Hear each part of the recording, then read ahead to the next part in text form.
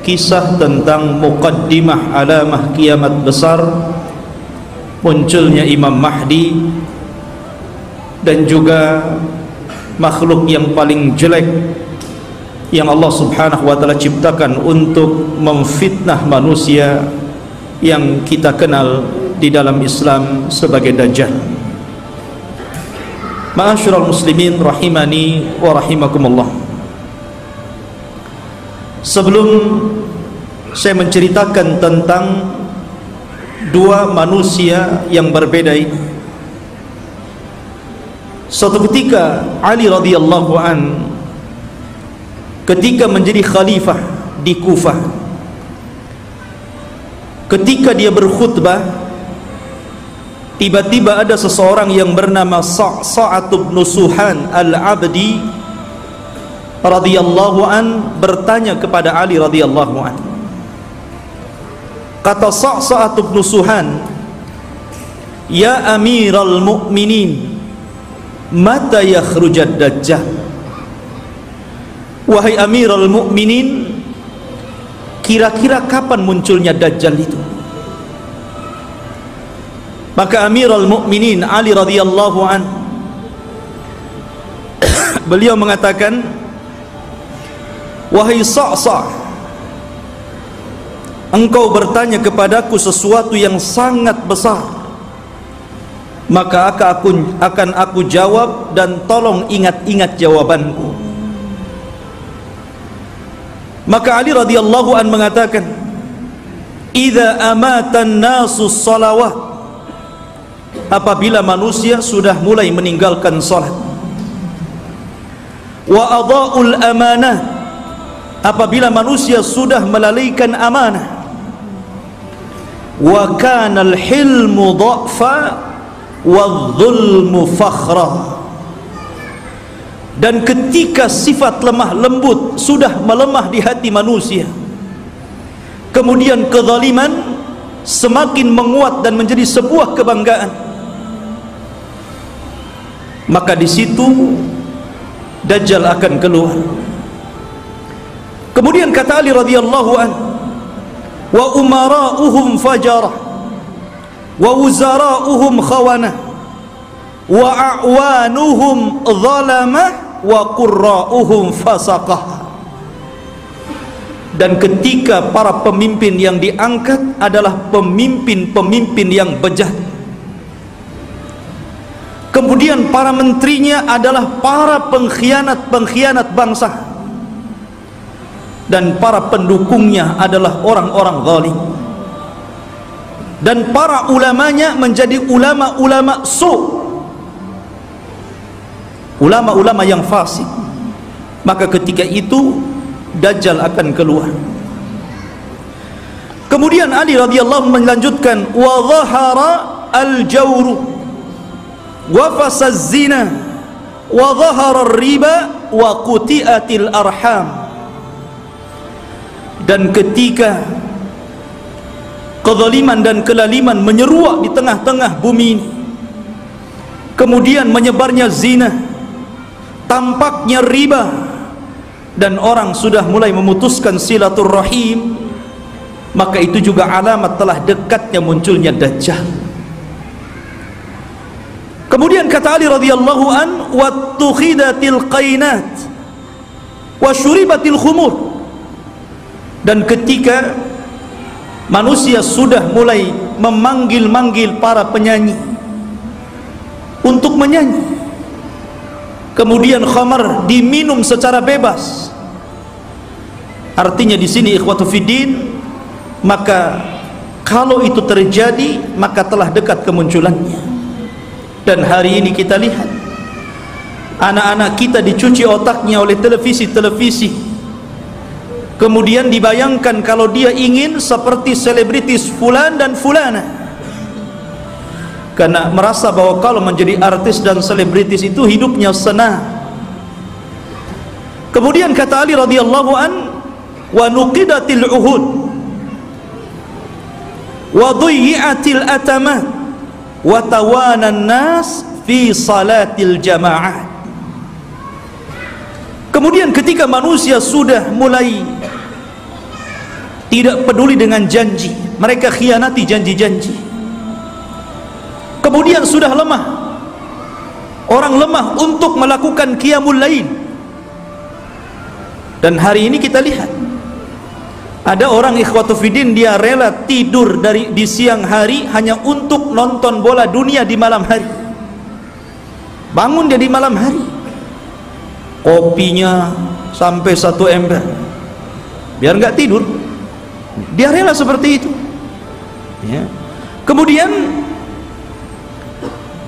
dan manusia sudah mulai lalai dan malas untuk sholat di masjid, tentu bagi laki-laki.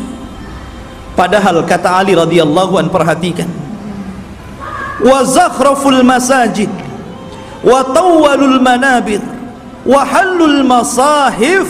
Padahal masjid pada hari ini kita saksikan hampir semua masjid itu tidak ada yang jelek, semua bagus, besar-besar, indah-indah. Tapi kemana orang-orang yang sholat di dalamnya? Kemudian menara tinggi-tinggi, sampai sekarang mencari masjid, mengenali masjid itu lebih mudah dengan cara apa? Melihat menara. Oh, di sana ada masjid, dari mana antum tahu? Tuh menaranya. Artinya orang dimudahkan untuk mencari dan melangkahkan ke masjid. Karena apa? Tidak disusahkan orang cari masjid, tapi orang malas ke masjid. Kemudian juga mereka mulai meninggalkan mushaf, padahal cetakan Al-Quran itu hampir setiap tahun dicetak, disebarkan di mana-mana. Quran itu tidak sulit untuk mendapatkannya, tapi orang malas membaca Al-Quran. Ada yang mengatakan nunggu Ramadan katanya, karena ada tadarus. Sampai Ramadan nggak juga baca Quran. Kemudian kata Ali radhiyallahu an, apabila ini sudah terjadi maka dekatlah munculnya Dajjal. Kemudian Ali melanjutkan, wa akhadur rusha wa akalur riba wasta'malus sufaha wastakhaffu bid-dima. Ketika manusia sudah mulai mudah untuk memakan rasuah, sogok menyogok. Di negeri kita ini korupsi itu bukan hanya tingkat level atas saja, level bawah pun sama. Bahkan antum buat KTP saja kadang-kadang ada pelicinnya ya. Bahasa rasuah itu kan bahasa pelicin katanya. Kalau ingin licin pakai oli saja lah. Jadi ikhwatu fiddin yang dimuliakan Allah Azza wa Jalla, dan ini sudah banyak di mana-mana. Hampir semua sektor pekerjaan itu mesti ada rasuah. Padahal Rasul mengatakan ar-rasi wal murtasi finnar, orang yang memberikan sogokan, orang yang memakan sogokan sama-sama di neraka. Wa akalur riba, dan orang sudah gemar memakan riba. Bahkan ada orang yang nggak mau kerja dengan cara menyimpan uangnya di bank-bank konvensional, dia hanya makan bunganya saja. Bahkan riba di hari ini subhanallah luar biasa. Karena riba itu mudah didapati hampir di semua tempat. Di tiang listrik ada riba, di pohon pisang ada riba, di pagar-pagar orang ada riba, gitu kan. Silahkan pinjam dengan gadekan bunga kecil katanya. Jadi semua orang terlibat dengan riba. Kemudian ketika manusia sudah mulai menjadikan para pemimpin-pemimpin yang jahil, pemimpin-pemimpin yang bukan bidangnya, dia letakkan di situ. Harusnya ketika Anda mencari pemimpin atau pengurus untuk memimpin sesuatu, cari pemimpin-pemimpin yang layak dan bisa mengurus urusannya. Contoh saja umpamanya yang paling mudah pesantren ataupun yayasan. Kadang orang-orang mencari pemimpin yang bukan orang-orang ahli agama. Macam mana orang yang bukan ahli agama memimpin pesantren yang notabene di situ diajarkan Al-Quran dan Sunnah? Jadi apa itu pesantren jadinya? Ini okelah pesantren-pesantren. Nah yang lebih dari itu seperti kepala desa, lurah, camat, bupati, sampai kepada presiden. Ketika manusia sudah melalaikan itu, dan mereka juga menganggap remeh persoalan darah. Kalau orang sudah menganggap remeh persoalan darah, ikhwan, maka itu alamat telah dekat keluar Dajjal. Anda bisa saksikan hari ini di medsos, setiap hari kita mendengar ada orang yang membunuh dan ada orang yang dibunuh. Sampai sering saya katakan, orang yang membunuh bingung kenapa bisa membunuh, orang yang dibunuh lebih bingung lagi, kenapa Anda membunuh saya? Apa alasan saya Anda bunuh? Makanya bayi-bayi yang dibuang itu kemudian meninggal dalam kardus, meninggal di solokan, meninggal di tong-tong sampah, meninggal di parit-parit, itu di hadapan Allah akan datang ke hadapan Allah dan mengatakan, wal mau'udatu su'ilat bi ayyi dzambin qutilat. Atas dosa apa kau bunuh aku? Aku ini salah apa? Aku masih kecil, aku tidak mendolimi siapapun, aku masih fitrah, kenapa aku dibunuh? Kemudian kata Ali radhiyallahu anhu, kalau sudah seperti ini, dekatlah munculnya Dajjal. Kemudian kata Ali radhiyallahu anhu, wa ba'ud dina bid dunya. Dan ketika manusia sudah mulai menjual agama dengan murahnya urusan dunia. Ada seorang wanita nikah dengan bule, nikah dengan orang-orang yang di luar daripada agama Islam. Dia rela pindah agama, yang penting rekening saya gendut, kendaraan saya mewah, rumah megah, kos-kosan banyak, dan begitu seterusnya. Kemudian kata Ali radhiyallahu anhu, wattajaratil mar'atu ala zawjiha hirsan ala dunya. Diperhatikan ibu-ibu. Dan ketika kaum wanita mudah untuk meminta cerai kepada suaminya hanya urusan dunia. Saya sering ke pengadilan agama dan saya lihat tingkat perceraian itu luar biasa di Batam ini. Dan banyak para wanita yang menggugat cerai suaminya hanya gara-gara faktor dunia. Bukan tidak boleh menggugat cerai, kalau ada alasannya silahkan. Tapi kalau urusan dunia, kemudian itu menjadikan seorang istri kurang ajar kepada suami dan meminta cerai begitu saja, apalagi karena ada orang ketiga yang lebih hebat, lebih wah, lebih banyak hartanya, ini sudah lain urusannya. Kemudian kata Ali radhiyallahu an, wa raqibatin nisa 'alal mayasir. Nabi sallallahu alaihi wasallam radhiyallahu an meramalkan seperti ini. Tentu beliau mendapatkan informasi dari Nabi. Dan apabila wanita sudah mulai membawa kendaraan sendiri, di zaman Rasul kendaraan pakai kuda, pakai unta, jarang perempuan naik unta kan, paling dibonceng.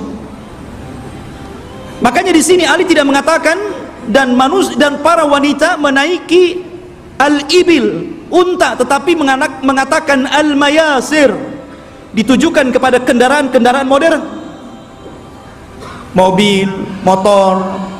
Ya, kalau mungkin jaraknya bukan jarak safar, hanya keliling-keliling di Batam, ke pasar. Ini terkadang jarak safar, jarak tempuh yang disunahkan untuk mengqashar dan menjamak sholat pun kita dapati ada perempuan berani loh bawa mobil sendiri tuh. Sudah tidak ada mahram, nekat lagi. Maka ini juga alamat dekatnya munculnya Dajjal. Kemudian kata Ali radhiyallahu watashabbahna nisa birrijal watashabbahar rijalu bin nisa. Ketika mulai perempuan meniru gaya laki-laki, dan ketika laki-laki sudah memakai atribut-atribut perempuan, maka ini pun telah dekat munculnya Dajjal. Kita saksikan hari ini. Kalau laki-laki cari levis ke pasar, habis tuh diborong perempuan. Kalau laki-laki cari celana jeans gitu kan, habis, nggak ada, diborong sama mbak-mbak katanya. Akhirnya laki-laki terpaksa beli rok, beli pakaian-pakaian perempuan. Artinya seperti ini kan. Anda bisa bayangkan tuh, pakaian laki-laki tapi pakai jilbab gitu kan, ketat, pakai lepis, pakai kaos, tapi jilbaban pula dia ya. Yang laki-lakinya parah lagi, anting-anting itu untuk perempuan dia letakkan tutup botol aqua di sini di kupingnya. Antum tahu? Anak itu lihat ada orang pakai anting-anting laki-laki itu, botol aqua di sini. Ya Allah, ini kan atribut perempuan, kenapa pula dipakai laki-laki? Bahkan yang lebih parah, apa yang disebut dengan LGBT itu sudah mulai melembaga loh di negeri kita ini. Mulai melembaga. Bahkan tahun kebelakang itu saya pernah mendengar informasi sampai mereka membuat fikih LGBT. Anda bisa saksikan tuh, fikih LGBT, bagaimana cara wudunya LGBT, bagaimana cara sholatnya LGBT, bagaimana cara puasa LGBT, dan minta pula kemudian diresmikan supaya majelis ulama itu memberikan mukaddimah. Ini kan sudah gila ini. Mereka nggak tahu bagaimana hukuman kaum Lut. Tidak ada hukuman yang lebih parah yang Allah kirimkan kepada mereka. Hati-hati. Di Batam aja banyak itu. Antum kalau keluar ke jalan-jalan, hati-hati kalau ada yang manggil tuh, bang, LGBT. Ma'asyiral muslimin rahimani wa rahimakumullah. Kemudian wa kana as-salamu bainahum 'alal ma'rifah. Ketika antum mengucapkan salam kepada orang yang antum kenal saja, yang antum nggak kenal nggak antum ucapkan salam. Padahal jelas nih, yang pepasan dengan kita ini pakai songkok, pakai pakaian koko gitu kan, rapi. Kita yakin dia muslim, ya jalan biasa saja. Paling antum itu mengucapkan salam sama yang antum kenal saja. Kalau nampak ada janggutnya, celananya cingkrang, pakai gamis, assalamualaikum. Nah ini sudah tanda-tanda ini. Kemudian kata Ali radhiyallahu an, wa syahida syahidun min ghairi an yustashhad wa halafa min ghairi an yustakhlaf. Ketika manusia sudah mulai berani menjadi saksi padahal dia bukan saksi, bersumpah padahal dia tidak diminta sumpah, anda bisa mendapatkan di pengadilan-pengadilan ini. Ada orang yang saksi itu dijual, dibeli. Kamu jadi saksi bayar sekian, kamu bersumpah saya bayar sekian. Ini banyak sekali yang seperti ini, saksi jualan. Kemudian kata Ali radhiyallahu an, wa labisu juludadh-dha'ni ala qulubid di'ab wa kanat qulubuhum amarrun minas sabri wa alsinatuhum ahla minal asli wa sarairuhum antanu minal jiyaf. Dan ketika manusia-manusia sudah memakaikan bulu-bulu kambing, kulit-kulit kambing pada hati-hati serigala, padahal hati mereka adalah hati yang beracun, yang tidak pernah sabar. Padahal mulut mereka hanya manis di bibir, tapi tidak sebagaimana hatinya. Dan kehidupan pribadi mereka lebih busuk dibandingkan bangkai, kata Rasul. Nabi SAW ingin menyindir siapa? Ali radhiyallahu ingin mengisyaratkan kepada manusia siapa? Orang-orang yang hanya menampakkan kebaikan padahal di belakangnya orang ini buruk. Bahasa kitanya pencitraan saja, biar orang mengenal saya ini baik, saya ini begini dan begitu seterusnya. Dan zaman sekarang subhanallah, nyalon RT saja itu janjinya banyak, itu baru RT itu. Nanti gang ini kita aspal, nanti solokan ini kita perbaiki, habis jadi RT wassalam, kan begitu. Kemudian wal tumisal fiqhu li ghairi din wa unkiral ma'ruf wa urifal munkar. Dan ketika manusia memberikan kecerdasan mereka bukan kepada urusan agama, ketika itulah maka manusia akan mengingkari yang ma'ruf dan mereka akan cenderung melakukan mungkar. Kan banyak ikhwan, kita sebagai orang tua tentu kita bisa melihat potensi anak saya ini cerdas, hafalannya mudah, ya. Harusnya kalau orang tua sudah tahu anak ini ada bakat kecerdasan, arahkan ke agama, mumpung mereka masih bisa merekam gitu kan. Kalau sudah tua susah, ibarat menulis atau mengukir di atas lautan gitu kan, di atas air ya nggak mungkin. Tapi kalau mengukir di atas batu sih masih berbekas. Maka dari sini ketika kecerdasan bukan kepada urusan agama tapi untuk urusan dunia, maka orang pasti akan mengingkari yang ma'ruf dan akan melakukan kemungkaran. Kata Ali, kalau sudah tersusun beberapa masalah ini, maka pasti kedekatan munculnya Dajjal sudah dekat. Fannajatun najah, hati-hati kalian, selamatkan diri kalian dan selamatkan diri kalian. Ikhwatu fiddin yang dimuliakan Allah Subhanahu wa taala, kita tahu bahwa ketika fitnah sudah menyebar di sana dan di sini, apa yang saya katakan tadi, dan hampir semua yang dikatakan Ali radhiyallahu an berlaku, dan itu kita saksikan bermunculan setiap hari, dan Anda bisa saksikan di medsos yang kita lihat setiap hari. Apa yang disebutkan Ali itu bermunculan tuh satu-satu. Lah ketika ini sudah terjadi, maka muqaddimah alamat kiamat besar akan muncul. Apa muqaddimah alamat kiamat besar? Khurujul Mahdi, keluarnya Imam Mahdi. Ini yang kita akan bahas. Ma'asyiral muslimin rahimani wa rahimakumullah, kita tahu bahwa kemunculan Imam Mahdi dan kemunculan Dajjal itu hampir beriringan. Imam Mahdi dulu, baru kemudian Dajjal. Dan Nabi SAW mengatakan Dajjal tidak mungkin keluar kecuali ala khiffatin minad din wa qillatin minal ilmi. Dajjal tidak mungkin keluar sampai manusia lemah dalam agama dan sedikit pengetahuan tentang Dajjal. Ketika orang sudah tidak berkhutbah lagi menceritakan tentang Dajjal, ketika pengajian sudah tidak disinggung lagi tentang bab Dajjal, ketika orang-orang sudah tidak peduli dengan kisah-kisah Dajjal, maka ketika manusia lalai, muncullah makhluk yang jahat ini. Ma'asyiral muslimin rahimani wa rahimakumullah, pada minggu yang lalu sedikit saya akan ulas sebelum kemunculan Imam Mahdi. Nabi SAW mengatakan Imranu Baitil Maqdis kharabu Yathrib. Apabila pusat kekuatan kaum muslimin sudah dipusatkan di Baitul Maqdis, di Yerusalem, alhamdulillah, kita bersyukur kepada Allah Subhanahu wa taala. Allah telah menggagalkan keinginan barat untuk memindahkan Israel Raya di tengah-tengah kota Yerusalem. Ini sebuah nikmat. Tapi walaupun kemudian terjadi, maka itu adalah alamatul qiyamah. Itulah yang memang akan berlaku di akhir zaman. Berarti kalau ini berlaku, tanda-tanda itu semakin dekat dan dekat.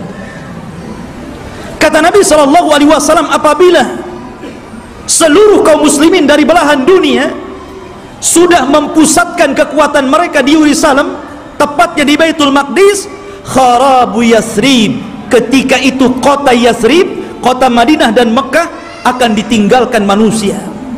Padahal Mekah dan Madinah itu ketika itu dalam posisi sebaik-baiknya ekonomi, tapi akan ditinggalkan dan akan berhijrah ke Baitul Maqdis. Wa kharabu Yathrib khurujul malhamah, dan ketika Yathrib roboh, Madinah roboh, kosong, tidak ada orang karena hijrah semua ke Syam, maka ketika itu muncullah malhamatul kubra, perang besar. Malhamah itu diambil dari kata-kata lahmun. Lahmun itu artinya daging. Kenapa kemudian peperangan disangkut pautkan dengan daging? Karena ketika itu peperangan, setelah orang melakukan peperangan dengan alat-alat canggih, maka alat-alat itu kemudian dimusnahkan, maka kembali peperangan menjadi peperangan kembali ke alat-alat tradisional. Boleh jadi mungkin diawali dengan perang nuklir dulu, karena masing-masing negara punya nuklir gitu kan, masing-masing negara punya rudal, punya senjata hebat. Boleh jadi muqaddimah peperangan ini dilakukan dengan cara perang teknologi dulu. Setelah kemudian hancurnya negeri-negeri, senjata pun sudah tidak ada lagi, hanya bangkai-bangkai besi-besi tua, disitulah kemudian peperangan akan kembali ke perang tradisional. Disinilah pembenaran sabda Nabi SAW, agar anda melatih diri dengan cara berkuda, dengan cara menombak, dengan cara memanah, dengan cara berpedang, karena perang akan kembali ke zaman itu. Ma'asyiral muslimin, kemudian wa khurujul malhamah, apabila telah nampak malhamah, orang berperang dengan pedang sehingga daging tercabik-cabik dan melayang kemana-mana, darah muncrat kemana-mana, ketika terjadi malhamatul kubra, atau dalam bahasa barat Armageddon gitu kan, dalam masalah bahasa kita malhamatul kubra, maka ketika itu kaum muslimin menguasai Konstantinia. Apa Konstantinia? Konstantinia adalah Konstantinopel, akan dikuasai. Di mana Konstantinopel itu? Di Turki sana. Jadi kaum muslimin akan menguasai sampai ke sana. Wa fathul Konstantinia, dan ketika Konstantinia dikuasai kaum muslimin, bangsa Rom sampai ke Italia, sampai ke ibu kota Italia, kaum muslimin sampai ke sana, bergerak sampai ke arah Eropa sana. Maka disitulah kata Nabi SAW, wa fathul Konstantinia khurujud dajjal. Ketika kaum muslimin memenangkan perang besar, perang Konstantinia, maka ketika itu munculnya dajjal.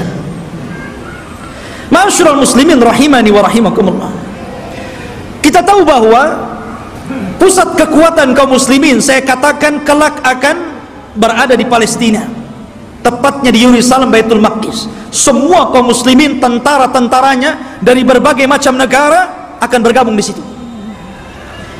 Maka disitulah ikhwatu fiddin, barat ini punya kepentingan. Mereka hendak menghancurkan bangsa-bangsa yang menurut mereka itu sangat kuat dan tidak bisa dikalahkan oleh sendiri. Maka akhirnya mereka melakukan perdamaian bersama kaum muslimin untuk sama-sama menyerang bangsa-bangsa yang menurut orang-orang Romawi itu sangat berbahaya bagi mereka dan juga kaum muslimin. Maka berdamailah ketika itu kaum muslimin dengan orang-orang barat, dan hari ini juga berdamai, ya kan?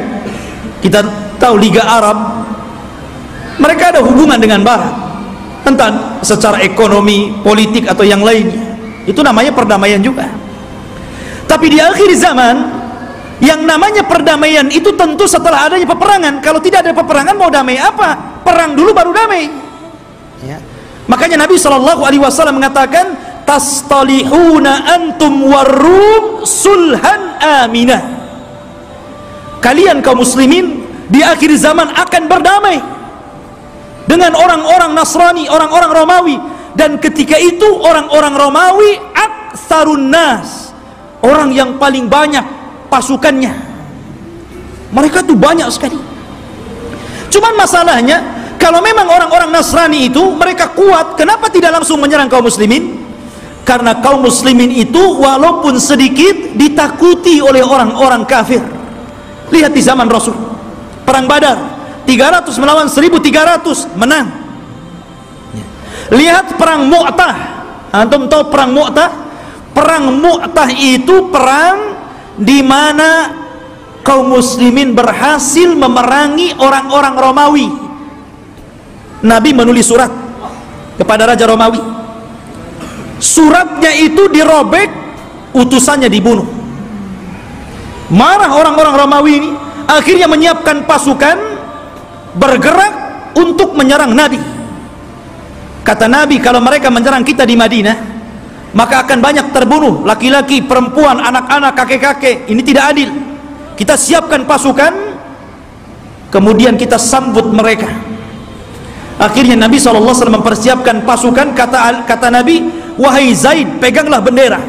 Kalau kau mati, ganti dengan Ja'far. Kalau Ja'far mati, ganti dengan Abdullah ibn Rawahah. Perangkat. Dan diantara pasukan ada Khalid ibn Walid, tapi tidak dijadikan pemimpin karena baru masuk Islam. Berangkat mereka ke Mu'tah, ya. Ketika melihat jumlah mereka berlipat-lipat banyaknya dengan kaum muslimin, wajar, manusia. Zaid mengatakan, apakah kita perlu pulang ke Madinah memberitahu Rasul atau bagaimana? Nggak imbang nih, pasukan Romawi banyak sekali, sementara pasukan kita sangat sedikit sekali.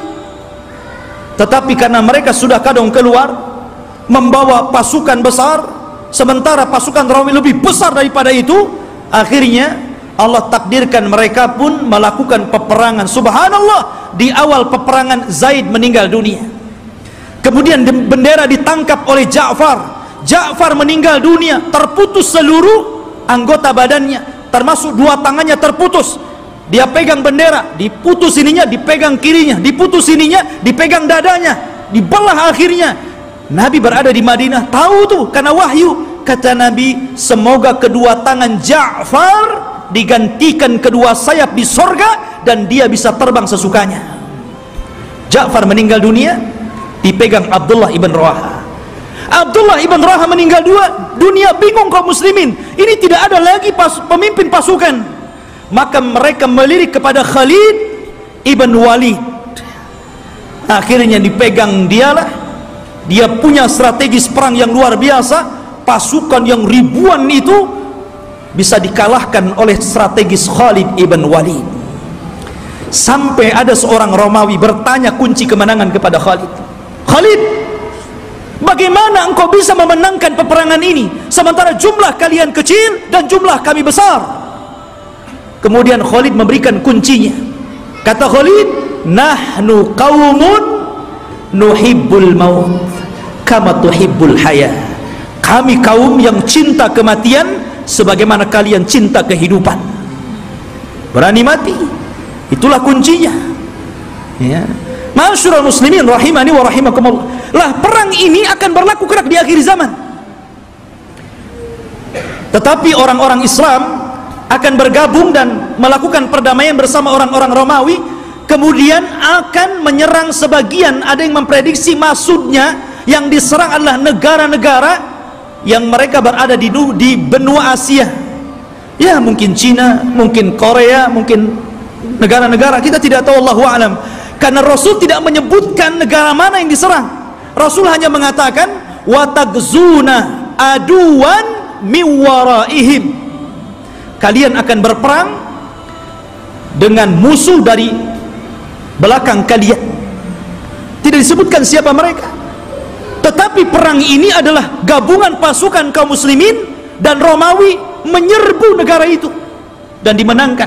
Ketika dimenangkan ini akhirnya saling mengklaim. Kata orang Nasrani, ini kemenangan kami. Kata orang Muslim, tidak, ini kemenangan kami. Sehingga muncullah satu orang Romawi, satu orang Salibi mengatakan, ghalabas salib, ghalabas salib, ghalabas salib. Sungguh kami salib yang menang, kami salib yang menang, kami salib yang menang. Datanglah seorang Muslim mengatakan, balillah ghalab, bahkan Allah yang memenangkan perang ini. Akhirnya saling berdebat, terjadilah perkelahian. Maka sang salib, orang Nasrani, dibunuh kaum muslimin. Dari sinilah orang-orang Romawi berkhianat. Berkhianat. Padahal mereka tertulis melakukan perjanjian itu 10 tahun. Ada yang mengatakan di tahun ketiga, ada yang mengatakan di tahun kelima. Mereka berkhianat. Atas pengkhianatan inilah, maka kemudian mereka hendak menyerang kaum muslimin, menyiapkan pasukan besar. Dan kaum muslimin butuh pemimpin untuk melawan Romawi. Dari sinilah apa yang kita bahas malam ini, khurujul mahdi, muncul Imam Mahdi untuk melawan orang-orang Romawi. Ma'asyiral muslimin rahimani wa rahimakumullah. Kalau kita cerita Al-Mahdi Al-Muntadhar, Imam Mahdi yang kita tunggu-tunggu kemunculannya, Nabi SAW menyebutkan sifat-sifatnya. Kenapa Nabi SAW menyebutkan sifat-sifatnya? Agar supaya tidak ada orang yang mengaku sebagai Imam Mahdi, karena disebutkan sifat-sifatnya.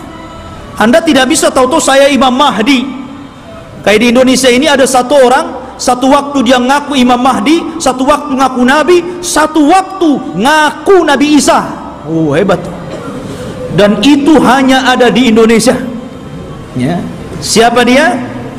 Lia Aiden. Antum pernah kenal kasusnya Lia Aiden?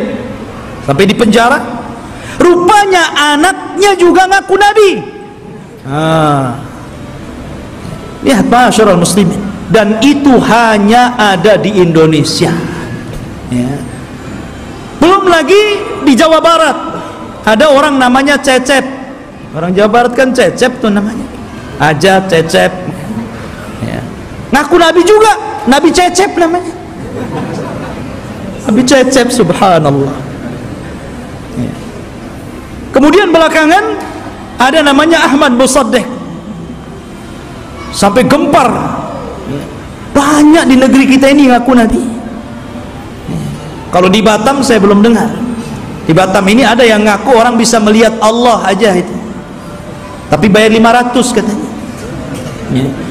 Jadi intinya bahwa Imam Mahdi ini dijelaskan sifatnya, dijelaskan tanda-tanda kemunculannya, dan dia disabdakan Nabi SAW, laulam yabqa minad dunya illa yaumun, kalaulah usia dunia ini hanya tinggal satu hari saja, la tawwalallahu dzalikal yaum, pasti Allah akan lamakan hari itu selama-lamanya, hatta yab'atsa rajulan min ahli baiti, sampai Allah akan utus seorang laki-laki dan dia keturunanku, yuwatiu ismahu bi ismi wa isma abihi bismi abi, di mana nama dia sama dengan namaku Muhammad, bukan Lia, ya. Bapaknya Abdullah, bukan Aiden, ya. Jadi Muhammad bin Abdillah Al-Hasani, keturunan Hasan, Al-Alawi, keturunan Ali. Artinya dia keturunan cucu Rasul, Hasan bin Ali. Dan ini Imam Mahdi ahli sunnah. Berbeda dengan Imam Mahdi Syiah. Mereka menganggap Imam Mahdi Syiah itu keturunan Husain, namanya Muhammad juga, tetapi Muhammad Hasan Al-Ashkari namanya. Katanya waktu kecil disembunyikan di satu tempat di gua di daratan Irak, namanya Sirdab. Jadi ada satu gua Sirdab, di situ ada lubang kecil, kemudian orang ngeker ke dalam gitu kan, dan mengetuk-ketuk pintunya, ukhruj ya Mahdi, ukhruj ya Mahdi. Itulah orang Syiah. Setiap hari ada yang menggedor-gedor pintu, keluar wahai Mahdi, keluar wahai Mahdi. Yang enggak keluar enggak ada Mahdinya, ya. Masyarul muslimin rahimani wa rahimakumullah. Maka Al-Mahdi itu keturunan Hasan. Maka yang disebutkan oleh banyak para ulama, salah satunya Syekhul Islam Ibn Taimiyah, kemudian juga muridnya Al-Imam Ibnul Qayyim rahimahullahu ta'ala, ketika menjelaskan tentang kenapa Imam Mahdi keturunan Hasan, karena Allah memuliakan Hasan ketika dia menyerahkan kekuasaan kepada Muawiyah untuk menjaga darah kaum muslimin, maka keturunannya Allah muliakan akan menjadi imam yang belum sempat dicicipi oleh nenek moyangnya Hasan bin Ali. Padahal Hasan bin Ali sudah jadi presiden di zaman itu, tapi cuma 6 bulan saja melihat ada gelagat pergerakan kaum muslimin pembela Ali akan perang lagi dengan Muawiyah, dia tidak mau ada pertumpahan darah. Akhirnya dia ngalah, dia yang menyerahkan kekuasaan kepada Muawiyah, engkau saja yang jadi raja, yang jadi rakyatnya. Akhirnya bersatulah kaum muslimin karena kerendah dirian Hasan inilah, maka Allah muliakan Hasan. Maka dari keturunan Hasan inilah lahir di akhir zaman Al-Mahdi Muhammad ibn Abdillah Al-Hasani Al-Alawi rahimahullahu ta'ala. Kok rahimahullah ta'ala belum muncul, afwan, ya. Hafizahullahu ta'ala. Taib khotufidin yang dimuliakan Allah subhanahu wa ta'ala, beliau dilaqabi Al-Mahdi. Al-Mahdi artinya orang yang diberikan petunjuk. Dan dia Allah perbaiki dalam satu malam. Dia tidak tahu kalau dia akan jadi pemimpin. Dia seorang thalabul ilmi, ahli ibadah. Dia tidak tahu kalau dia akan diangkat. Tiba-tiba ketika dia dari Madinah ke Mekah untuk haji gitu kan, orang-orang memandang bahwa dia itu ada kelainan. orang ini luar biasa, punya wibawa, taat beribadah, sehingga orang-orang Allah lembutkan hatinya, diarahkan agar memilih orang ini dan dibaiatnya. Pada awalnya dia menolak, siapa saya? Saya bukan siapa-siapa, kenapa anda memilih saya untuk menjadi pemimpin kalian?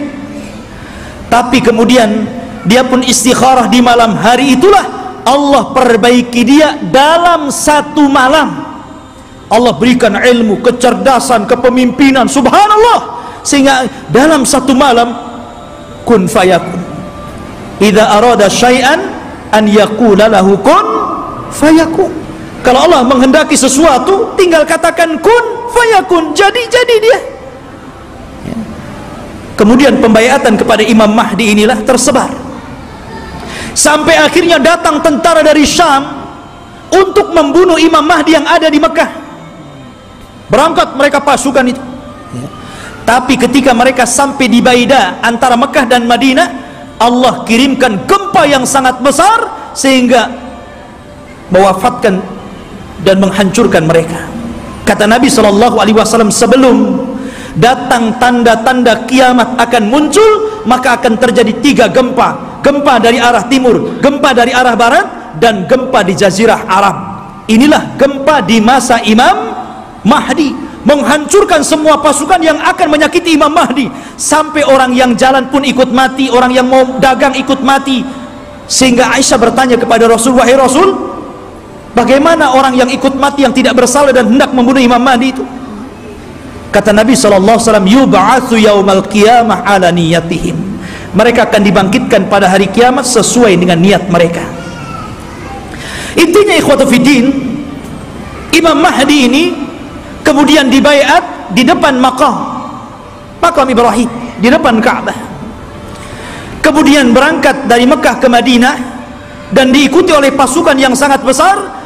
Kemudian mereka hijrah ke Syam, bergabung dengan pasukan yang sudah siap tempur melawan orang-orang Romawi. Akhirnya ketika sampai di Syam, mereka membaiat Imam Mahdi, dan disitulah mulai peperangan besar, perang besar Malhamatul Kubra. Ma'asyiral muslimin rahimani wa rahimakumullah. Dan kita tahu bahwa Imam Mahdi ini berkuasa atau diberikan kekuasaan oleh Allah Subhanahu wa taala tidak lama, antara 7 sampai 8 tahun saja, ada yang mengatakan sampai 9 tahun. Dan dalam kekuasaan kaum muslimin, Imam Mahdi itu betul-betul membawa perdamaian, keadilan, kesuburan. Bahkan saking adilnya Imam Mahdi, Allah turunkan berkahnya dari langit, karena dia telah berhukum dengan hukum Allah. Kata Allah, walau anna ahlal qura amanu wattaqau lafatahna alaihim barakatim minas sama' wal ard.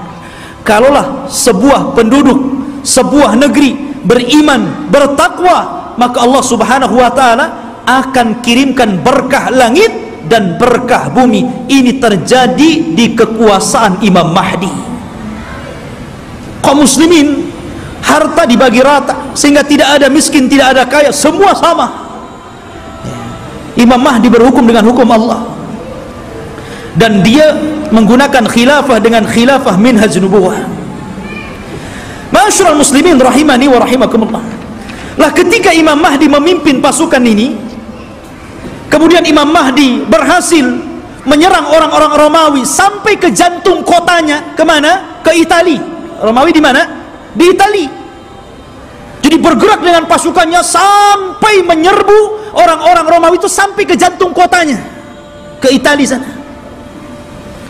Ketika menang dalam peperangan, para sahabat sudah merasa kaya dengan harta rampasan perang.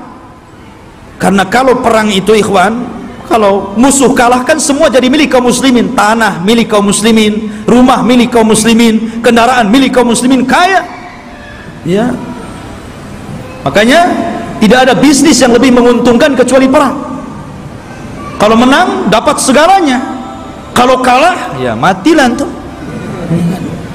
Artinya di sini ikhwatu fiddin yang dimuliakan Allah Azza wa Jalla, maka ketika sudah sampai dimenangkan itu, mereka berada di Eropa, itu berada di Italia, dan dan dimenangkan kaum muslimin, maka mereka sedang beristirahat di bawah pohon zaitun sambil menggantungkan pedang-pedang mereka, menunjukkan perang hari itu bukan dengan rudal, bukan dengan nuklir, tapi kembali ke pedang, kembali ke panah, kembali ke tombak, kembali ke kuda, kembali ke unta, persis di zaman Rasul.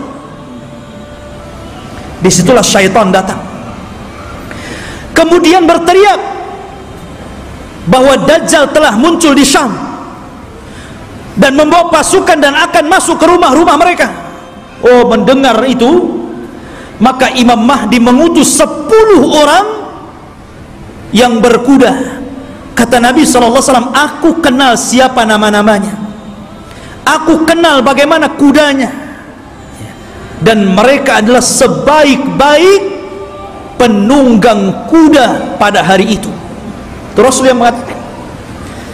Jadi mereka diutus Rasul untuk membenarkan apakah kedatangan Dajjal itu memang ada ataukah hanya isu. Jadi 10 orang ini yang sudah dijanjikan oleh Nabi SAW, kelak Imam Mahdi akan mengutus 10 orang. Rasul tahu namanya, Rasul tahu kudanya, dan mereka adalah penunggang-penunggang yang terbaik ketika itu. Berangkatlah 10 orang ini ke Syam. Rupanya tidak benar, tidak ada pasukan Dajjal yang akan menyerbu rumah-rumah mereka. Tapi memang pada hari itu Dajjal muncul. Dajjal muncul pada hari itu, tapi tidak menyerang rumah-rumah mereka, sehingga mereka bergerak tuh, pasukan kembali ke Syam. Disinilah bermula kisah Dajjal. Bicara tentang Dajjal, ikhwatu fillah yang dimuliakan Allah Subhanahu wa ta'ala, Dajjal itu adalah makhluk Allah Subhanahu wa ta'ala. Dia bukan Tuhan, dia adalah keturunan dari Bani Adam, bukan setan, bukan jin, bukan juga iblis. Bahkan dia lebih hebat daripada jin, lebih hebat daripada setan lagi. Tapi dia keturunan Bani Adam. Ma'asyiral muslimin, suatu ketika Nabi SAW mendatangi para sahabat. Sahabat sedang bicara tentang Dajjal. Saking banyaknya Rasul membicarakan tentang Dajjal di khutbah-khutbahnya, di majelis ta'limnya, di perang-perangnya, selalu cerita Dajjal, sehingga sahabat menyangka jangan-jangan Dajjal itu ada di kebun kurma Madinah. Ya. Maka Nabi SAW mendatangi mereka, dan sahabat mengatakan, ya Rasulullah, aktsartal hadis anhu fakhifna hatta dhananna anna Dajjal fi atrafin nakhli. Wahai Rasul, kau terlalu banyak menceritakan Dajjal, sehingga kami takut jangan-jangan Dajjal itu sudah ada di kebun kurma. Maka Nabi SAW mengatakan, bukan demikian. Jangan kalian mencelaku karena aku banyak bercerita tentang Dajjal, karena ini fitnah lebih besar daripada harta, lebih besar daripada fitnah anak-anak, lebih besar daripada fitnah peperangan yang menghancurkan negara dan membunuh kaum muslimin, lebih besar daripada fitnah-fitnah ini semuanya. Kata Nabi SAW, ghairu Dajjal akhwafuni alaikum. Tidak ada yang lebih aku takutkan kepada kalian kecuali fitnah Dajjal. In yakhruju fikum, kalau seandainya Dajjal itu muncul kepada kalian, wa ana hayyun, dan saya masih hidup, fa ana hajijudunakum, saya yang akan melawannya, saya yang akan berperang dengan dia. Akan tetapi kata Rasul, iyakhruju fikum wa ana mayyitun, kalau Dajjal keluar kepada kalian dan saya sudah mati, fakullu nafsin dha'iqatul maut, setiap jiwa pasti mati. Kata Nabi SAW, famru'un hajijunya nafsahu, maka setiap orang harus membela dirinya masing-masing, karena tidak ada yang bisa melawan Dajjal kecuali seorang Nabi, maksudnya Nabi Isa. Makanya ketika Nabi SAW mendengar ada di Madinah seorang anak kecil yang Allah berikan keanehan dari ilmu-ilmu jin, namanya Saf, atau dikenal dengan Ibnu Soyyad, anaknya seorang Yahudi. Sifat-sifatnya sama dengan Dajjal yang diceritakan Nabi, anak kecil. ya. Bahkan sebagian para sahabat bersumpah bahwa dia Dajjal. Salah satunya Umar ibn Khattab radhiyallahu an bersumpah dia Dajjal, dan Rasul membiarkan sumpahnya dan tidak mengingkari. Akhirnya Rasul datang dengan Abu Bakar, dengan Umar, ingin mengecek tentang keberadaan anak kecil namanya Sauf, atau disebut dengan Ibnu Sayyad ini. Berangkat Rasul, kemudian masuk ke kampung Yahudi. Rupanya betul ada anak kecil yang sedang bermain-main dengan anak-anak yang lainnya. Kemudian Nabi memanggil anak kecil namanya Sauf itu dan mengatakan, "Ya Sauf, atashhadu anni Rasulullah?" Wahai Sauf, apakah engkau bersaksi saya adalah utusan Allah? Anak kecil nengok Nabi. Kemudian dia mengatakan, "Ashhadu annaka nabiyyul ummiyin." Aku bersaksi engkau adalah nabi yang diutus oleh Allah Subhanahu wa taala. Tiba-tiba Sauf berbalik tanya kepada Rasul, "Ya Muhammad, atashhadu anni Rasulullah?" Hei Muhammad, maukah kau bersaksi aku juga utusan Allah? Bayangkan, anak kecil ngomong di hadapan Rasul, mau enggak kau bersaksi saya juga utusan Allah sama dengan kamu? Kata Rasul, "Amantu billahi walir rasul." Aku beriman kepada Allah dan kepada Rasulnya saja. Maka Nabi SAW makin yakin, karena Dajjal itu kemunculannya akan mengaku Nabi dan berakhir mengaku Tuhan, ya. Maka kemudian kata Nabi SAW, "Ya Sauf, inni khaba'tu laka khaba'an." Wahai Sauf, dalam hatiku, dalam dadaku, aku menyembunyikan beberapa kalimat, karena ketika itu Rasul baru diturunkan ayat kepadanya, surah kepadanya, namanya Suratul Dukhan, dan itu para sahabat belum tahu, baru turun kepada Rasul Suratul Dukhan. Makanya Nabi menyembunyikan ayat itu dalam dadanya. Kata Rasul, "Wahai Sauf, wahai Ibnu Sayyad, aku menyembunyikan beberapa kalimat di dadaku, coba tebak apa?" Kata si Sauf ini memandang dada Rasul, tiba-tiba dia mengatakan, "Duh, duh." Dia tidak bisa mengatakan dukhan, tapi sudah benar awalnya, karena Rasul menyembunyikan kalimat dukhan, tapi dia tidak sempurna. Dia mengatakan duh, duh, duh. Maka Rasul langsung mengatakan, "Ikhsha falan ta'du wa qadrak." Jelek engkau, celaka engkau, engkau tidak mungkin bisa meneruskan kalimat-kalimat yang ada di dadaku. Tapi dari Rasul makin bingung, jangan-jangan ini betul-betul Dajjal nih, ya, dia tahu isi hati saya gitu, anak kecil si Sauf ini, ya. Akhirnya Rasul pulang. Kemudian pada waktu yang lain dia ajak lagi Umar dan Abu Bakar, ingin mengecek lagi keberadaan si Sauf ini. Setelah ketemu dan hendak kemudian diintai dan kembali ingin diuji, tiba-tiba datang ibunya, melihat ada Rasul sallallahu alaihi wasallam, dan ibunya kenal. "Ya Sauf, ataka Muhammadun. Ya Sauf, ataka Muhammadun." Hei Sauf, Muhammad sudah datang di sampingmu. Maka Sauf pun kemudian langsung pergi kemudian di belakang ibunya. Kata Nabi sallallahu alaihi wasallam, "Lau tarakathu latabayyana amruhu." Kalau ibunya ketika itu tidak memanggil-manggil, tentu aku sudah tahu siapa si Sauf ini, apakah Dajjal atau bukan Dajjal. Tetapi ikhwatu fiddin, kenyataannya si Sauf ini kemudian tumbuh besar dan dia masuk Islam. Tapi dalam hati para sahabat masih ragu masalahnya. Jadi dia sudah tua masuk Islam, sahabat masih ragu, itu masih ketakutan dengan si Sauf ini, Ibnu Sayyad yang sudah besar dan masuk Islam. Jangan-jangan dia Dajjal pura-pura masuk Islam. Jadi suatu ketika Abu Sa'id Al-Khudri radhiyallahu an, ketika Sauf ini hendak berangkat haji dan para sahabat banyak yang sudah berangkat duluan, rupanya Abu Sa'id Al-Khudri ketinggalan dan Sauf atau Ibnu Sayyad yang sudah tua, sudah dewasa gitu kan. Ketika itu Abu Sa'id Al-Khudri karena kecapean kemudian berada di bawah pohon untuk istirahat. Tiba-tiba si Sauf ini baru datang mau haji juga gitu kan. Dan Abu Sa'id Al-Khudri sangat ketakutan dengan Sauf ini, karena Rasul pernah mengatakan dan sebagian para sahabat bersumpah dia Dajjal, itu masalahnya. Tiba-tiba ikut pula di samping Abu Sa'id, ikut duduk di situ. Gemetar Abu Sa'id ini. Ya. Tapi Sauf mengatakan, "Ya Abu Sa'id, aku tahu engkau takut kepadaku. Tapi coba pikirkan wahai Abu Sa'id, Bukankah Dajjal itu tidak punya anak? Aku punya anak. Bukankah Dajjal tidak mungkin masuk Islam? Aku masuk Islam. Bukankah Dajjal itu tidak mungkin datang ke Mekah dan tidak juga menginjak Madinah? Aku bisa ke Mekah, aku bisa ke Madinah. Kenapa kau ragu?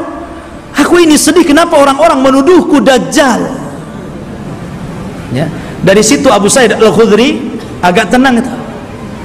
Tetapi Abu Sa'id Al-Khudri menjadi ketakutan di endingnya ketika Ibnu Sayyad atau Saf mengatakan, tetapi ya Aba Sa'id, aku tahu di mana letaknya Dajjal. Ketika dia ngomong begini, langsung diambil barang-barangnya, kabur dia. Ya. Dia tahu di mana letaknya Dajjal. Ya. Awalnya dia sudah merendah tuh, tahu-tahu endingnya yang nggak enak gitu kan. Tapi ya Aba Sa'id, ana azri aina maudhi'ad Dajjal, saya tahu di mana Dajjal berada, katanya. Masya Allah. Makanya suatu ketika Abdullah bin Umar radhiyallahu an pernah membuat marah, dipukulnya Ibnu Sayyad sampai marah. Karena marah Ibnu Sayyad, Ibnu Umar ketakutan, akhirnya lari ke rumah Hafsah. Dia melapor gitu kan, ya Hafsah, saya tadi pukul Saf, Ibnu Sayyad dia marah. Kata Saf, kata saudaranya Hafsah ini, wahai Abdullah bin Umar, kau sudah tahu bagaimana sabda Rasul tentang kemunculan Dajjal. Dajjal tidak mungkin keluar kecuali karena kemarahan yang sangat besar. Hati-hati kamu. Ya. Dari situ ikhwatu fillah yang dimuliakan Allah Azza wa Jalla, sehingga para ulama ini mengatakan Saf ini Dajjal atau bukan. Tetapi pendapat yang kuat, boleh juga dia Dajjal, tapi Dajjal min dajajin, Dajjal yang lainnya. Karena Rasul mengatakan di akhir zaman akan muncul dajjaluna kadzabuna salasuna kulluhum yad'una annahum nabi. Akan muncul zamannya di mana dajjal para pendusta 30 orang akan mengaku dia nabi. Maka mungkin boleh jadi salah satunya adalah Ibnu Sayyad. Karena Ibnu Sayyad tidak dikisahkan meninggalnya, tiba-tiba dia hilang begitu saja. Ya. Ma'asyiral muslimin, ataupun mungkin dia jasus, mata-matanya Dajjal, kita tidak tahu. Tapi yang jelas Dajjal itu sudah ada di zaman Nabi SAW. Sampai ada kisah yang luar biasa dari seorang sahabat namanya Tamim ibnu Aus Ad-Dari. Tamim ibnu Aus Ad-Dari ini masuk Islam belakangan, 2 tahun sebelum wafatnya Rasul. Di tahun ke-9 Hijriah dia baru masuk Islam, dan dia seorang pelaut. Jadi suatu ketika Tamim Ad-Dari ini banyak berjasa juga dalam Islam, walaupun dia tidak lama berjumpa dengan Rasul, tapi dia orang yang menerangi masjidnya Rasul dengan pengalamannya, dan dia pula yang membuat mimbar Rasul. Ini Tamim ibnu Aus Ad-Dari ini. Ya. Jadi suatu ketika sebelum dia masuk Islam, dia berlayar ke lautan. Tidak tahu di laut mana, karena kemunculan Dajjal itu tidak jelas. Cuman Rasul mengatakan dari arah timur kota Madinah. Ketika Rasul, apakah di laut Syam? Tidak. Apakah di laut Yaman? Tidak. Lalu di mana? Dari timur Madinah. Dari timur Madinah, yang mungkin mengarah ke Irak, ke Iran begitu kan. Karena Dajjal juga akan muncul di situ. Jadi Tamim ibnu Aus Ad-Dari ini berlayar. Tiba-tiba diombang-ambingkan dengan 30 awaknya. Kemudian terdampar di satu tempat, semuanya hutan belantara. Ada yang mengatakan di laut Yaman. Jadi ketika dia merasa ini saya sudah mati atau belum, rupanya belum mati. Maka dengan pasukannya masuk ke dalam hutan. Di tengah hutan dia mendapatkan satu binatang, subhanallah, nggak tahu belakang, nggak tahu depan, karena buluan semuanya, berbulu dari atas ke bawah. Dan itu makhluk yang pertama kali dijumpai oleh Tamim Ad-Dari. Gimana nggak takut? Nggak pernah melihat makhluk seperti itu. Maka dengan ketakutannya dia mengatakan, siapa kamu? Ya. Kata Tamim Ad-Dari, kaget loh, ini binatang tak bisa ngomong. Ya, dia mengatakan kami dari Arab. Terus balik nanya, siapa kamu? Ana jassasah. Jassasah itu artinya jasus, mata-mata. Maksudnya mata-matanya. Ya. Maka kemudian siapa jassasah? Jassasah tidak mengatakan. Jassasah hanya mengatakan, engkau sudah ditunggu orang. Dia sudah lama bertahun-tahun mencari kabar, ternyata orang yang ditunggu sudah datang. Datanglah kau ke salah satu gubuk atau rumah besar yang ada di tengah hutan. Kau temui dia. Dia sudah lama menunggu kalian. Berangkatlah Tamim dan 30 awaknya ke tempat yang diisyaratkan makhluk tadi. Rupanya ada, masuk ke dalam rumah, ada orang yang diborgol tangannya, diborgol kakinya, diborgol lehernya. Tiba-tiba mengatakan kepada orang ini, dari mana kalian? Maka Tamim dengan ketakutan mengatakan, nahnu minal Arab, kami dari Arab. Ha, kalian dari Arab? Taib, saya akan bertanya kepada kalian, bagaimana kondisi kebun kurma Baisan? Kebun kurma Baisan, ya, ma'ruf, ya, kurmanya dulu sangat luar biasa. Kata Imam Madari, subhanallah, kebun kurma Baisan itu kebun kurma yang kualitasnya tinggi, berbuah terus, tidak pernah nggak berbuah, saking suburnya. Maka Rasul mengatakan sebentar lagi tidak ada kurmanya. Kata para peneliti, hampir sudah 100 tahun yang silam dari sekarang ini sudah tidak berbuah lagi kurma-kurma yang ada di Baisan itu. Kemudian kata orang ini mengatakan, bagaimana kabar tentang telaga yang ada di Tobariyah, telaga Tobariyah? Dan telaga Tobariyah itu telaga yang dijadikan orang-orang Israel untuk diambil air minum bersih mereka. Apakah nyusut atau tidak? Kata dia, oh masih banyak airnya. Dan katanya hari ini saya baca di Google itu, ya bisa percaya bisa tidak Google, kalau ingin yakin antum ke sana saja, ke Israel, ya. Katanya sudah surut hampir 30-40% airnya. Artinya apa yang dikatakan orang ini menjadi sebuah kenyataan. Kemudian kata orang ini mengatakan, bagaimana kabarnya Ainuz Zughar?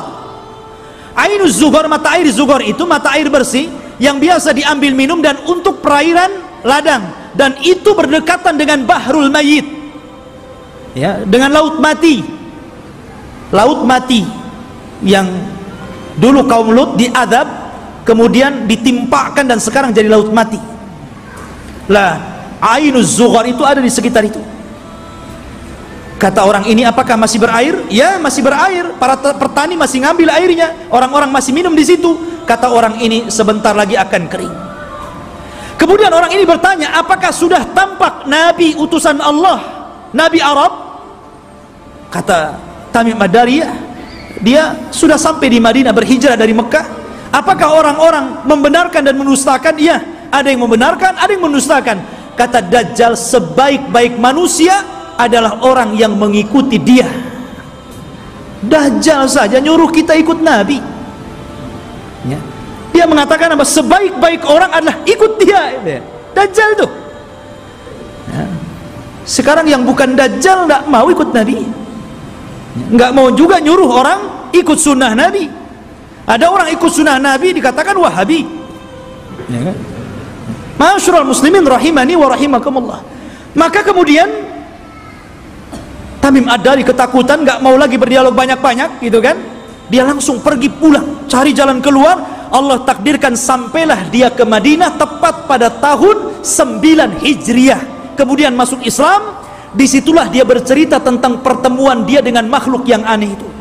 Kata Nabi, tahukah kamu, manusia yang kau temui itu adalah Dajjal. Artinya sudah pernah ditemui salah seorang sahabat. Dan inilah satu-satunya kisah dari sahabat yang diriwayatkan Rasul, kemudian diriwayatkan kepada para sahabatnya. Rasul tidak pernah mengambil riwayat dari para sahabat. Yang ada sahabat meriwayatkan dari Nabi. Ini tidak, Nabi meriwayatkan dari sahabat, kemudian diriwayatkan ke sahabat yang lainnya. Satu-satunya sahabat yang diambil riwayatnya adalah Tamim Ad-Dari. Karena Rasul kan tidak punya, apalagi Tamim Ad-Dari seorang Nasrani sebelumnya, ya. Maka dari situ ikhwatu fiddin, kata Nabi SAW di hadapan para sahabatnya, dia bercerita sambil bawa tongkat. Maka Nabi SAW mengatakan, kelak Dajjal itu akan sampai ke sini, maksudnya Madinah dan Mekah, tapi dia tidak akan bisa masuk. Dajjal itu hanya bisa yatarakab, hanya bisa mengintip di balik bukit Uhud. Karena seluruh kota Madinah dan Mekah akan dipagari malaikat, di tangannya pedang-pedang yang siap untuk membunuh Dajjal. Dajjal ketakutan. Dia hanya bisa melihat dari atas bukit Uhud. Dilihatnya Masjid Nabawi, tepatnya kuburan Nabi, bercahaya warna putih. Kemudian Dajjal mengatakan, hada qasrul abiyad, hada qasru Ahmad. Inilah istananya Muhammad, inilah istana putih. Dan subhanallah, apa yang dikatakan Dajjal menjadi sebuah kenyataan. Kalau antum umroh atau Allah takdirkan antum haji gitu kan, cobalah antum melihat Masjid Nabawi di malam hari dari kejauhan. Naiklah ke Bukit Uhud gitu kan, antum lihat Masjid Nabawi, tepatnya kuburan Rasul, maka akan dilihat ada cahaya putih. Dari tempat itu ada cahaya putih yang ke atas, membenarkan apa yang dikatakan Dajjal. Dan Dajjal tidak akan sanggup masuk ke kota ini, maksudnya kota Madinah, sambil memukul-mukul, hadhihi tayyibah, hadhihi tayyibah, hadhihi tayyibah, kata Rasul. Inilah negeri yang disucikan, inilah negeri yang disucikan, inilah negeri yang disucikan. Dajjal tidak mungkin masuk ke negeri ini, Mekah dan Madinah. Makanya di zaman itu salah satu tempat yang aman dari Dajjal, berangkatlah antum ke Mekah dan Madinah. Cuman sayang nggak ada pesawat. Antum kira-kira naik apa tuh dari Batam ke sana? Ya, nggak ada lagi pesawat terbang. Ya, mungkin belum sampai dah mati antum di jalan. Ya. Jadi khotbah yang dimuliakan Allah Azza wa Jalla, kata Nabi SAW ketika bicara Dajjal, beliau mengatakan, sesungguhnya ayyuhan nas, innaha lam takun fitnatun ala wajhil ardi mundu dhara Allahu dzurriyyata Adam a'zam min fitnati Dajjal, wa inna Allah lam yab'ath nabiyyan illa hadzara ummatahu Dajjal wa ana akhirul anbiya wa antum akhirul umam. Wahai manusia, tidak ada satupun fitnah yang lebih dahsyat ketika Allah menciptakan anak Adam dibandingkan fitnah Dajjal. Karena andailah seluruh dukun-dukun yang ada di dunia dikumpulkan, kemudian melakukan kontes sihir, maka sihir mereka jauh di bawah sihir Dajjal. Nggak ada dukun, walaupun satu dunia melawan Dajjal, nggak akan bisa dilawan. Sihirnya luar biasa. Ya, itu dukun tuh memang luar biasa sihirnya. Diberikan oleh Allah Azza wa Jalla kekuatan sehingga orang mudah untuk percaya bahwa dia Tuhan kita. Itu masalahnya. Kalau tukang sihir itu kan ma'ruf di zaman Nabi Musa. Justru ketika Nabi Musa menampakkan mukjizatnya, semua tukang sihir beriman kepada Musa, walaupun belakangan dibunuh semua oleh Fir'aun. Tapi mereka orang yang dimasukkan ke dalam sorga padahal tidak pernah sujud kepada Allah sedikit pun, karena beriman kepada Musa. Ya. Lah kata Nabi SAW, sejak zaman Adam dilahirkan dan anak cucunya sampai hari ini, tidak ada fitnah yang lebih besar daripada fitnah Dajjal. Dan tidak ada satupun Nabi yang Allah utus kecuali memperingatkan umatnya tentang kemunculan Dajjal. Nabi Syuaib memperingatkan umatnya tentang kemunculan Dajjal. Nabi Saleh, Nabi Yakub, nabi-nabi yang lainnya, Nabi Ibrahim, Nabi Sulaiman, Nabi Daud, dan seluruh para nabi, mereka mengingatkan tentang kemunculan Dajjal. Kalau seluruh para nabi dan rasul mengingatkan akan kemunculan Dajjal, termasuk juga Nabi kita Muhammad SAW, maka cukuplah ini bukti bahwa fitnah Dajjal itu sangat dahsyat, karena seluruh para nabi memperingatkannya. Ini antum harus paham. Ya. Ma'asyiral muslimin, sedikit kita mengenal ciri-ciri Dajjal. Dajjal itu keriting rambutnya. Bukan berarti yang keriting dia Dajjal. Jadi dia memiliki rambut keriting yang dipintal. Makanya Dajjal itu kusut sekali mukanya. Ya kan? Jadi antum tahu orang-orang yang keriting, habis dikeriting dipintal lagi. Ya. Tetapi dia tidak hitam kulitnya. Biasanya kan yang kriwel, yang dipintal-pintal itu kan kebanggaan orang-orang yang berkulit hitam kan? Dajjal tidak, kulitnya putih. Ada yang mengatakan kemerah-merahan. Jadi memang dia putih, tapi kusut. Ya. Kemudian dia buta sebelah mata kanannya, dan ada daging tumbuh di matanya, menonjol seperti anggur keluar, jadi ada daging tumbuh. Kemudian di dahinya tertulis kafir, bisa dibaca oleh seorang mukmin, baik yang pandai baca ataupun yang buta huruf, semua bisa baca ya. Artinya bahwa semua orang bisa baca, dia kafir, tapi semua orang ikut Dajjal. Itu masalahnya. Kan fitnahnya luar biasa. Sudah tahu di jidatnya ada kafir, masih ikut juga dia, kan begitu. Itulah fitnahnya. Karena dia bisa dibaca oleh siapapun. Yang pandai baca sama yang buta huruf bisa baca.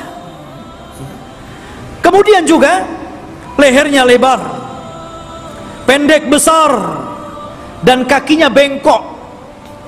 Kakinya itu kayak busur panah. Lalu jalannya jelek sekali, dan dia matanya sebelah awar. Dari sini menunjukkan kalau orang itu waras, beriman, imannya kuat, otaknya dipakai, tentu orang itu tidak mungkin mengakui orang seperti ini Tuhan, karena banyak cacatnya. Ya kan jelek itu orangnya, kok jadi Tuhan pula ya, dan mengaku ana rabbukum, saya Rabb kalian. Tapi masalahnya walaupun penampilannya seperti itu, tapi dia diberikan kekuatan oleh Allah yang Allah tidak berikan kepada yang lainnya. Makanya ketika Dajjal mengaku Tuhan, maka Allah langsung mengatakan innahu a'war fa innallaha laisa bi'a'war. Dajjal itu a'war, buta sebelah kanannya, dan Allah tidak buta dan tidak buta sebelah ya. Ma'asyiral muslimin rahimani wa rahimakumullah. Lah Dajjal ini ikhwatu fillah yang dimuliakan Allah Azza wa Jalla, dijelaskan juga di antara fitnah-fitnahnya secara umum, karena waktu juga yang terus berjalan. Di antara fitnah-fitnah Dajjal yang paling besar adalah mengaku nabi. Kemudian setelah itu mengaku Tuhan. Ini fitnah yang paling besar. Fir'aun ngaku Tuhan, gak punya kesaktian, makanya tidak banyak orang yang ikut Fir'aun. Itu karena takut saja nggak mengakui Fir'aun itu Tuhan, kan gitu. Begitu juga Namrud atau raja-raja zalim yang lainnya. Tapi Dajjal ini bukan karena takut, karena takjub dengan kehebatannya. Makanya orang banyak yang ikut Dajjal. Anda bisa bayangkan Dajjal ini datang ke negeri yang rusak, anggaplah kayak Suriah gitu kan, udah roboh, sudah nggak bisa lagi dibangun, nggak mungkin lagi mau berapa ratus tahun lagi membangun kota ini. Dajjal itu datang ke kota yang roboh itu. Kemudian Dajjal mengatakan, keluarlah wahai bumi, pembendaharaan kalian. Tiba-tiba kota itu kembali cantik, ya kan, kembali subur, kembali mewah, kembali megah, kambing-kambingnya penuh dengan susu, unta-untanya gemuk-gemuk. Subhanallah, Anda bisa bayangkan itu ya. Siapa yang lebih hebat sihirnya dari tukang-tukang sihir dibandingkan Dajjal? Dan sebaliknya, kalau ada kota bagus, subur, banyak ternaknya, kemudian Dajjal lewat, kemudian tidak beriman kepada Dajjal, langsung ambruk, langsung gersang, langsung pada mati gitu kan. Subhanallah ya. Seperti ini fitnahnya. Bahkan suatu ketika Dajjal ini mendatangi sebuah perkampungan, kemudian mengatakan, bagaimana kalau kuhidupkan keluarga kalian, apakah ibu kalian, apakah anak yang kalian cintai, atau siapalah terserah di antara keluarga kalian, siapa yang mau kuhidupkan, kuhidupkan, tapi syaratnya setelah itu beriman bahwa aku Tuhan kalian. Wah, orang kampung keluar semua tuh. Maka yang ingin ibunya dihidupkan, kata Dajjal, ditunjuk kuburan ibunya itu. Maka setan datang, fatamatsala lahu kemudian berubah menjadi seolah-olah ibunya, seolah-olah anaknya, seolah-olah suaminya, seolah-olah bapaknya, seolah-olah kerabat-kerabatnya. Akhirnya mereka pun berkumpul, kemudian memeluk suaminya, istrinya, ibunya, macam-macam, dan mengatakan kepada keluarganya, ikutilah orang itu karena dia adalah Tuhan. Nah, lihat, seperti itu. Nggak ada tukang sihir yang bisa kayak gini, kecuali Dajjal ya. Sampai suatu ketika dia hendak mendatangi Mekah dan Madinah, Dajjal memukulkan kakinya beberapa kali, pukulan terjadi gempa. Akhirnya seluruh orang kafir dan munafik yang ada dalam Madinah keluar semuanya. Ketika itu ada anak muda yang kuat imannya menantang Dajjal. Dia cari Dajjal di kerumunan pasukannya yang diikuti 70 orang-orang Asfahan, Yahudi Asfahan, dan mereka menggunakan selendang-selendang yang hari ini orang-orang Yahudi memakainya, toyalis, selendang yang dipakai di bahu-bahu mereka itu, toyalis namanya ya. Lah kemudian anak muda ini ditangkap oleh tentara Dajjal. Kemudian ditanya, mau kemana mau kamu? Saya mau ketemu rajamu Dajjal. Di mana dia? Akhirnya dihadapkan. Kemudian Dajjal memerintahkan pasukannya untuk memukuli. Habis dipukuli dihadapkan kepada Dajjal. Kemudian Dajjal memerintahkan algojonya untuk menggergaji. Digergaji jadi dua tuh, dari atas kepala pertengahannya sampai ke muka, sampai ke belah jadi dua. Habis belah jadi dua, Dajjal berjalan di tengah-tengahnya. Kemudian mengatakan kepada pengikutnya, kalau aku hidupkan dia, makin yakin engkau dengan aku bahwa aku Tuhan kalian. Semua mengatakan, ya engkau Tuhan kami. Maka Dajjal mengatakan, kom. Akhirnya jadi satu lagi itu tubuhnya ya, kayak punya ilmu rawa rontek ya, jadi satu itu ya. Kemudian setelah itu Dajjal sudah menghidupkan lagi, semua orang berteriak, antal ilah, engkau adalah Tuhan. Maka Dajjal mengatakan kepada anak muda ini, maukah engkau bersaksi bahwa saya adalah Tuhan kalian? Maka anak muda ini ternyata tidak mengatakan, saya semakin yakin anta dajjalul kadzdzab, saya semakin yakin engkau itu Dajjal, pendusta yang disabdakan Rasul sallallahu alaihi wasallam. Oh, marah Dajjal. Akhirnya Dajjal mengambil pisau dan hendak membunuhnya, tapi tidak bisa karena takut kelemahannya diketahui orang-orang. Akhirnya dia pegang tubuhnya dan dilemparkan ke dalam api. Tapi anak muda ini sempat berteriak, engkau tidak akan bisa membunuh kecuali diriku, yang lain tidak bisa ya. Ma'asyiral muslimin rahimani wa rahimakumullah. Dari sini menunjukkan bahwa luar biasa Dajjal ini. Lah Dajjal ini akan memimpin pasukan besar. Makanya orang-orang Yahudi mereka bermimpi kalau terbentuk Haikal Sulaiman dan robohnya Masjidil Aqsa, kemudian berkumpulnya pasukan, mereka mengatakan, kami sedang menunggu Mesius kami. Mesius itu bahasa mereka, bahasa kita Dajjal, bahasa kita Dajjal. Makanya kalau kita melihat simbol Zionis itu kan gambar mata gitu. Walaupun Zionis itu sudah tidak asli lagi Yahudi, karena Zionis itu tidak berpegang dengan Taurat, tapi berpegang dengan Talmud. Talmud itu Taurat yang sudah dirobah-robah, yang kemudian menjadi protokoler Yahudi, harus begini, harus begini, harus begini. Itu Talmud, bukan Taurat. Mereka mengklaim saja Taurat, lahirlah agama Zionis ini ya. Intinya bahwa kenapa orang-orang Yahudi bermimpi untuk merebut Yerusalem? Ya tadi, karena di situ mereka memimpikan bahwa Mesius akan datang kepada mereka dan akan memimpin mereka. Ini dibenarkan dalam Islam, karena Dajjal itu akan muncul di situ dan akan dibunuh juga di situ, di Babil Lud atau gerbang Lud, yang sekarang menjadi kota yang diagungkan orang-orang Israel, di tengah-tengah Israel, Babil Lud itu, dan Dajjal akan dibunuh di situ.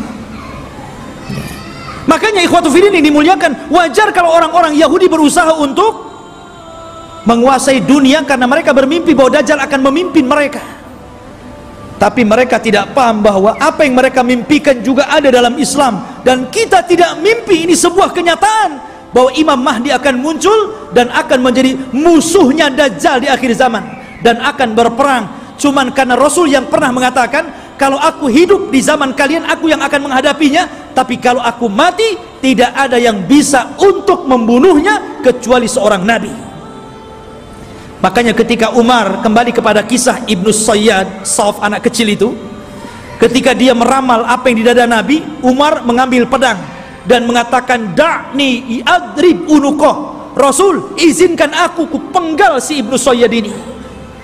Kata Rasul, jangan Umar, kalau dia Dajjal engkau tidak bisa membunuhnya, ada orang lain yang akan membunuhnya. Tapi kalau dia bukan Dajjal, fala hajata laka biqatli, tidak ada hajat engkau membunuhnya, ngapain, biarkan saja dia. Ya. Artinya di sini bahwa terjadinya peperangan pasukan Imam Mahdi dengan Dajjal ini tidak seimbang. Karena Dajjal ini pasukannya banyak, bukan pasukan Yahudi Aspahan yang 70.000 saja, tapi akan diikuti oleh tentara-tentara yang sifat-sifatnya persis seperti tentara Mongol. Belum lagi para wanita, belum lagi pasukan-pasukan yang lainnya, sehingga Imam Mahdi terdesak sampai akhirnya sembunyi di Bukit Saina, di Bukit Tur, berhari-hari, berbulan-bulan sampai habis bekalnya. Ketika pasukan sudah putus asa dan mengatakan, wahai imam, kalau kami terus di sini kami mati kelaparan, berarti mati kita mati konyol. Ya, bagaimana kalau kita besok bergerak, kita lawan saja, apa yang terjadi terjadilah, kan begitu. Akhirnya kemudian Imam Mahdi sepakat dengan pasukannya, setelah sholat subuh mereka siap bergerak, apapun yang akan terjadi tetap perang bersama Dajjal. Rupanya Allah takdirkan, disitulah langit digelapkan. Setelah langit digelapkan, tiba-tiba ada cahaya, rupanya dari 2 malaikat yang mengapit seseorang yang nafasnya bisa membunuh sejarak sekian dan sekian kalau dihirup orang kafir. Dialah Nabi Isa bin Maryam. Turun, kemudian turun sampai berada di tengah-tengah pasukan Al-Mahdi Al-Muntadhar. Ketika itu sudah azan dan siap sholat, maka melihat bahwa yang turun adalah Isa Al-Masih. Maka Imam Mahdi menyuruh agar dia menjadi imam sholat, tapi menolak. Setiap kaum ada amirnya, maka engkau amir kaum itu, maka kaulah yang sholat. Maka Imam Mahdi menyolati, kemudian Nabi Isa sholat di belakangnya. Ini menunjukkan kalau andai kata Isa dan Musa hidup di zaman sekarang, Anda mengikuti Nabi Musa dan Isa, Anda akan sesat. Isa saja sholat di belakang Imam Mahdi, ya, karena tidak berhak menyebarkan agamanya. Maka setelah sholat itulah, subhanallah, Isa mengusap wajah-wajah pasukan Imam Mahdi dan menyebutkan tingkat derajat mereka di sorga. Wallahi, tidak ada manusia yang lebih bahagia dibandingkan orang yang diusap wajahnya oleh Isa, karena disebutkan derajatnya di sorga. Subhanallah, ya. Dan itulah pasukan yang tersisa. Karena pasukan ini kan ada yang gugur, ada yang melarikan diri. Yang sepertiga pasukan melarikan diri, kata Rasul, yang melarikan diri Allah tidak akan memberikan taubatnya kepada mereka. Yang sepertiga yang gugur, maka kata Rasul, mereka adalah sebaik-baik syuhada. Dan yang sepertiganya yang ikut Imam Mahdi inilah yang terus berperang sampai akhirnya melawan Dajjal. Ketika itu Isa memberikan pilihan dan mengatakan, ukhayyirukum bisalas, aku berikan 3 pilihan kepada kalian. Pilihan yang pertama, kalian tidak usah berperang, di sini saja bersembunyi. Aku akan berdoa kepada Allah, Allah kirimkan gempa sehingga menenggelamkan seluruh pasukan Dajjal Dajjal-Dajjalnya. Atau yang kedua, aku akan berdoa kepada Allah agar Allah kirimkan pasukan, tapi bukan kalian. Pasukan inilah yang kelak akan membunuh Dajjal, dan kalian tidak perlu capek, sembunyi saja di sini. Atau yang ketiga, besok kita berangkat, saya pimpin kalian, kita lawan Dajjal, dan aku akan berdoa kepada Allah, semoga tangan-tangan Yahudi dan seluruh pengikut Dajjal tidak sanggup mengangkat pedangnya sehingga engkau tinggal mudah menebas lehernya. Yang ketiga yang enak nampaknya, ya. Akhirnya mereka memilih yang ketiga itu, ya. Diambilnya yang ketiga. Maka setelah sholat subuh diusap wajah, kemudian disebutkan tingkatannya di sorga, mereka pun turun, pasukan dari Bukit Saina dipimpin Nabi Isa bin Maryam, maka mereka tinggal tebas saja itu pasukan Dajjal itu. Akhirnya karena terjadi kelemahan, seluruh pasukan Dajjal tunggang langgang, lari ke sana kemari, sembunyi di batu. Batu bisa bicara, hei muslim, Yahudi di belakang, bunuh dia. Senang, ada dia, bunuh, gitu kan. Masuk gua ngomong, masuk pohon ngomong. tidak ada satupun makhluk kecuali dibuat bicara oleh Allah. Bagaimana Allah hinakan itu? Mereka nggak bisa sembunyi. Mau sembunyi di mana? Semua makhluk Allah bicara. Hei Muslim, ini Yahudi bunuh di sini. Ya. Akhirnya mereka lari ke sebuah pohon yang dijanjikan bahwa pohon itu bisa melindungi mereka. Kata Nabi SAW, kecuali satu pohon mereka tidak akan bicara, mereka akan melindungi orang-orang Yahud, dan pohon itu disebut Gharqad namanya, pohon Gharqad. Makanya sekarang karena hadis ini sudah bocor sampai ke Israel, maka orang Israel membuat perkebunan sehijau-hijaunya dengan pohon Gharqad. Tapi sayang kemarin kebakaran, nanam lagi, ya, mudah-mudahan kebakaran lagi, ya. Masyaallah muslimin. Tetapi dulu saya pernah mendengar ada orang cerita tentang beberapa tokoh-tokoh di Jawa Timur kalau tidak salah, berkumpul mereka membicarakan tentang fatwa pohon Gharqad, karena bentuk pohon Gharqad ini hampir mirip dengan cemara, ya. Sehingga kemudian sebagian mereka mengatakan bahwa jangan-jangan cemara itu adalah Gharqad. Sampai akhirnya ada yang memberikan ide, bagaimana kalau kita tebang semua pohon cemara itu, katanya, biar nggak ada orang Yahudi sembunyi di Indonesia, katanya. Bukan cemara, bukan Gharqad, ikhwan. Cemara ya cemara, biarkanlah cemara itu untuk penghijauan, gitu kan, ya. Jadi ikhwatu fillah ini dimuliakan. Jadi pohon Gharqad itulah yang tidak akan bicara. Makanya orang Yahudi mengembangkan pohon ini di mana-mana. Tetapi Dajjal berhasil dibunuh oleh Nabi Isa di Babul Lut. Babul Lut, benteng Lut yang sekarang jadi kota di Israel. Disinilah Nabi Isa mampu membunuh Dajjal, memenggal kepalanya, kemudian mengatakan kepada pasukan Yahudi dan Nasrani, inilah kepala kalian, inilah pemimpin kalian, sudah kubunuh. Dari situ mereka menyerah. Lah yang tersisa dari orang-orang ahli kitab, dari orang Yahudi dan Nasrani, akhirnya mereka beriman kepada Allah lewat perantara Isa, tapi bukan ikut agama Isa sebagaimana prasangka Nasrani.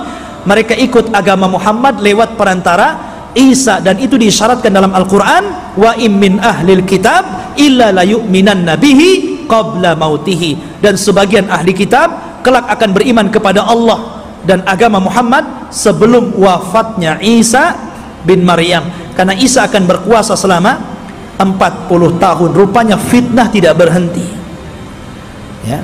Nanti kita ceritakan fitnah yang lebih besar, yang lebih hebat lagi, fitnah yang kita kenal dengan Ya'juj dan Ma'juj. Kisahnya luar biasa, ya. Kisah Ya'juj dan Ma'juj itu luar biasa sekali untuk kita ceritakan, dan insya Allah kita lanjut pada minggu depan. Wallahu alam, kita cukupkan sampai di sini, mudah-mudahan ada manfaatnya. Subhanakallah bihamdika, asyhadu an la ilaha illa anta astaghfiruka wa atubu ilaik. Allahu ta'ala alam. Assalamualaikum warahmatullahi wabarakatuh.